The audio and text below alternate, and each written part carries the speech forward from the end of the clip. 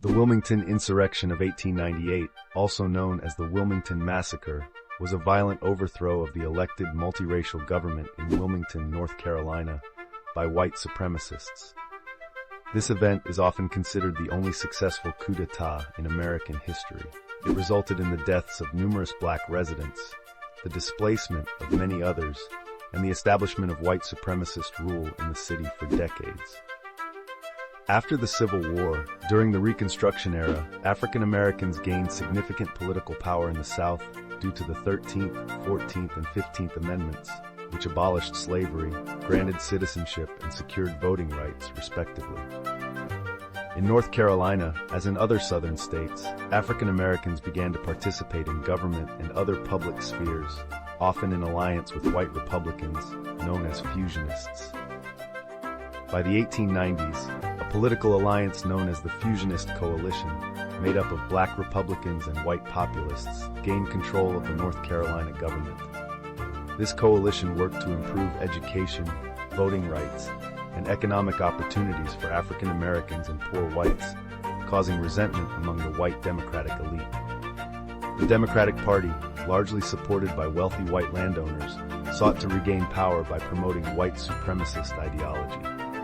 They portrayed black political participation as a threat to white women and the social order, using fear and racism as tools to mobilize white voters. In the lead-up to the 1898 elections, the Democrats launched a virulent campaign of racial hatred. They used newspapers, public speeches, and even armed paramilitary groups like the Red Shirts to intimidate black voters and fusionist supporters. The Democrats also spread rumors and sensationalist stories, including a fabricated narrative about an editorial written by a black newspaper editor, Alexander Manly, which criticized the myth of the black rapist of white women. This editorial became a flashpoint for white anger. On Election Day, November 8, 1898, despite widespread voter suppression and intimidation, the Democrats managed to win a majority in state elections. However, Wilmington, the state's largest city, with a majority black population, still had a fusionist government. The Democrats were determined to overthrow this government by force. 2 days after the election, white supremacist leaders issued a White Declaration of Independence, demanding the resignation of the city's black leaders and the editor of the Wilmington Daily Record, Alexander Manly. When their demands were not met, they gathered a mob of nearly 2,000 armed white men and marched on Wilmington. The mob set fire to the Wilmington Daily Record office and began attacking black neighborhoods. Estimates of the death toll vary, but at least 60 black residents were killed and many more were injured. The mob then forced the legally elected fusionist officials to resign at gunpoint and installed white supremacist leaders in their place. Following the insurrection, Wilmington's black residents were disenfranchised, and the city became a symbol of the triumph of white supremacy in the South.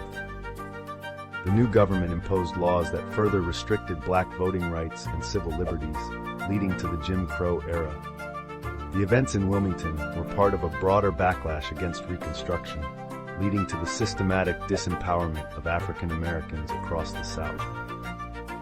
The insurrection also marked the beginning of a period of heightened racial violence and segregation that would last for decades. The Wilmington Insurrection remains a stark reminder of the lengths to which white supremacist Democrats went to maintain their power and the deep scars that this violence left on American history.